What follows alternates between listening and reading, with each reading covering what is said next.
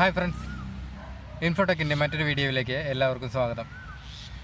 ഇന്നത്തെ എൻ്റെ വീഡിയോയിലൂടെ ഞാൻ പറയാൻ ഉദ്ദേശിക്കുന്നത് ഭൂമിയിൽ നിന്നും മറ്റൊരു ജ്യോതിർഗോളത്തിലേക്ക് ഒരു ഉപഗ്രഹം വിക്ഷേപിക്കുമ്പോൾ എന്തൊക്കെ കടമകളാണ് ചെയ്യേണ്ടത് എന്നാണ്. അതേപോലെ തന്നെ അതിന് പിന്നിലെ ശാസ്ത്രീയ തത്വങ്ങളെക്കുറിച്ചുള്ളൊരു വീക്ഷണം.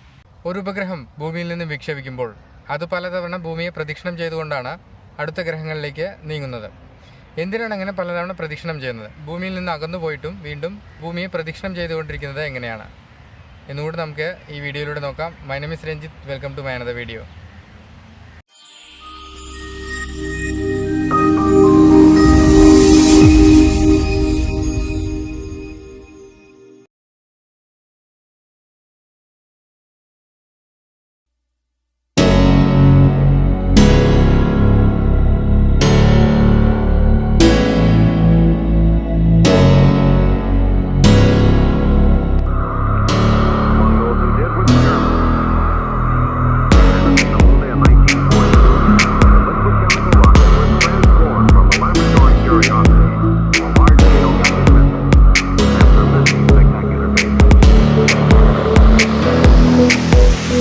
America's first serious and promising entry in 1948 was the Convair NX-774.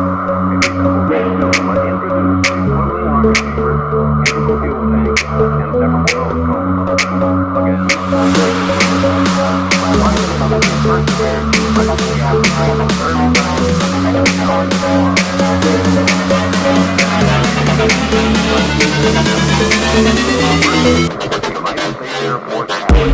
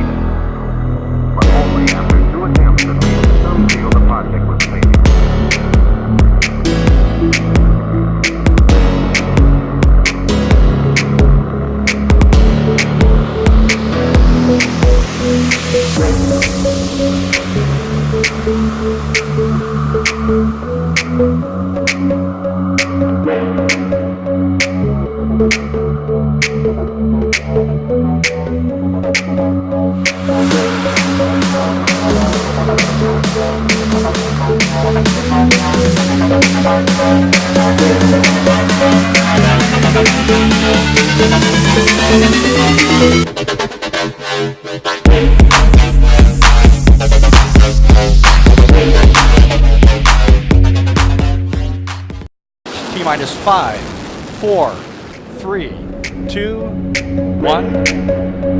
Booster ignition and liftoff of Discovery, hoisting harmony to the heavens and opening new gateways to international science. Discovery has cleared the tower.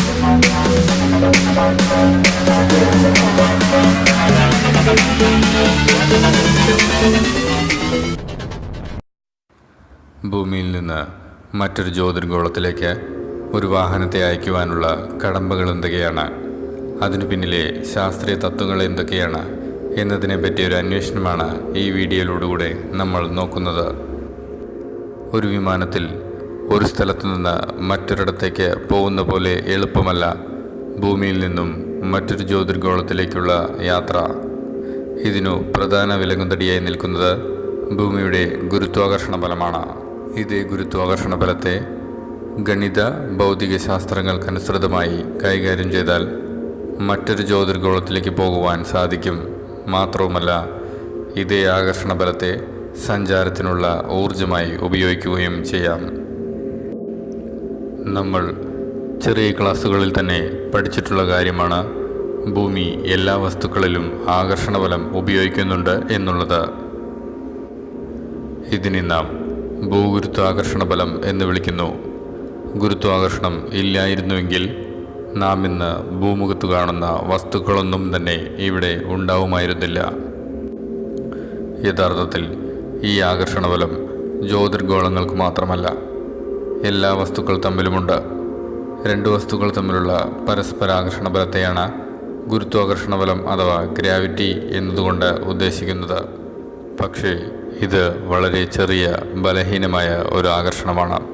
അതുകൊണ്ടാണ് നാം ഇരിക്കുന്ന കസേര നമ്മിലും നമ്മുടെ ശരീരം കസേരയിലും ചെലുത്തുന്ന ഗുരുത്വാകർഷണം നമുക്ക് അറിയാൻ സാധിക്കാതെ പോകുന്നത്. പക്ഷേ ഒരു വസ്തുവിൻ്റെ മാസ് കൂടുന്തോറും അതിന് മറ്റു വസ്തുക്കളുടെ മേലുള്ള ഗുരുത്വാകർഷണ ബലവും കൂടും. അതിനാലാണ് ഭൂമി, സൂര്യൻ, ചന്ദ്രൻ തുടങ്ങിയ വളരെ വലിയ വലുപ്പവും പിണ്ഡവുമുള്ള വസ്തുക്കളുടെ ആകർഷണബലം നമുക്ക് അനുഭവേദ്യമായി തീരുന്നത്. ഗുരുത്വാകർഷണ ബലത്തിൻ്റെ ഒരു പ്രത്യേകത ഒരു വസ്തു മറ്റൊരു വസ്തുവിൽ ചെലുത്തുന്ന ഗുരുത്വാകർഷണ ബലം അതിൻ്റെ ഗുരുത്വ കേന്ദ്രത്തിലേക്കായിരിക്കും എന്നതാണ്.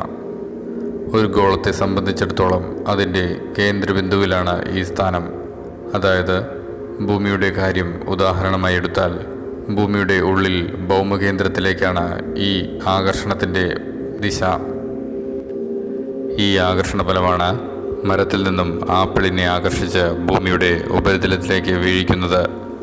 ഇതേ ബലമാണ് ചന്ദ്രനെയും മറ്റ് കൃത്രിമ ഉപഗ്രഹങ്ങളെയും ഭൂമിയുടെ ഉപഗ്രഹമാക്കി നിലനിർത്തി അതിനു ചുറ്റും വലം വയ്ക്കുന്നത്. അതുപോലെ സൂര്യൻ്റെ ഗുരുത്വാകർഷണ ബലമാണ് ഗ്രഹങ്ങളെയെല്ലാം കൃത്യമായ പാതകളിൽ സൂര്യനു ചുറ്റും വലം വയ്പ്പിക്കുമാറാക്കുന്നത്. ഇനി നമുക്ക് ഭൂമിയിൽ നിന്നും വിക്ഷേപിക്കുന്ന ഒരു ഉപഗ്രഹം ഈ ഗുരുത്വാകർഷണ ബലത്തെ വിക്ഷേപിച്ച് മറ്റൊരു ജ്യോതിർഗോളത്തിലേക്ക് പോകുന്നത് എങ്ങനെയെന്ന് നോക്കാം. ഒരു ചരടിൽ ഒരു കല്ലുകെട്ടി നമ്മുടെ കയ്യിൽ പിടിച്ചുകൊണ്ട് തലയ്ക്കു ചുറ്റും കറക്കുന്നതായി സങ്കല്പിക്കൂ. സി എന്ന പോയിന്റ് നമ്മുടെ വിരൽത്തുമ്പിനെയും ചുവന്ന വൃത്തം കല്ലിനെയും സൂചിപ്പിക്കുന്നു.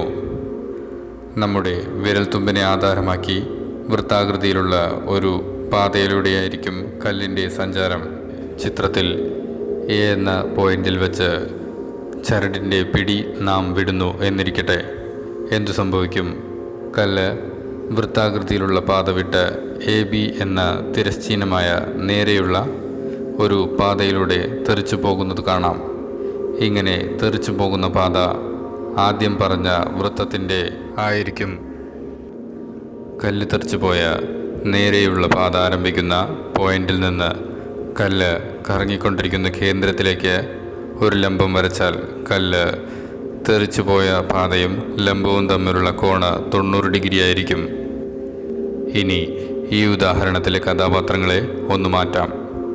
കല്ലിനു പകരം ഭൂമിയിൽ നിന്നും വിക്ഷേപിച്ച ഒരു ഉപഗ്രഹം, നമ്മുടെ കൈവിരലിൻ്റെ സ്ഥാനത്ത് ഭൂമി, ചരടിനു പകരം അദൃശ്യമായി ഗുരുത്വാകർഷണ ബലം.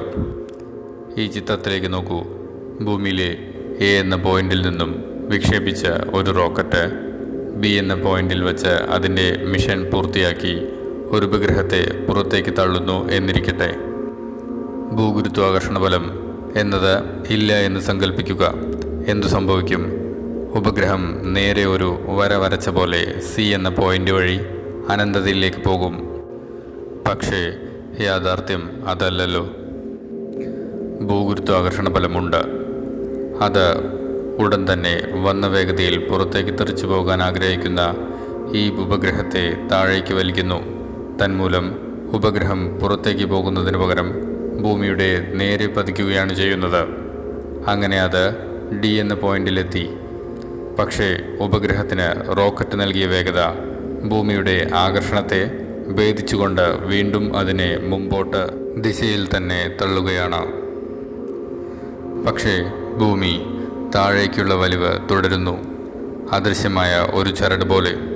ഇങ്ങനെ ഇ, എഫ്, ജി എന്ന ഓരോ പോയിന്റിലും ഉപഗ്രഹത്തിൻ്റെ പുറത്തേക്കുള്ള വേഗതയും ഭൂമി അതിനെ താഴേക്ക് വലിക്കുന്ന ബലവും പരസ്പരം പൂരകങ്ങളായി വർത്തിക്കുന്ന ഒരു സ്ഥിതിവിശേഷം സംജാതമാകുന്നു എന്നിരിക്കട്ടെ.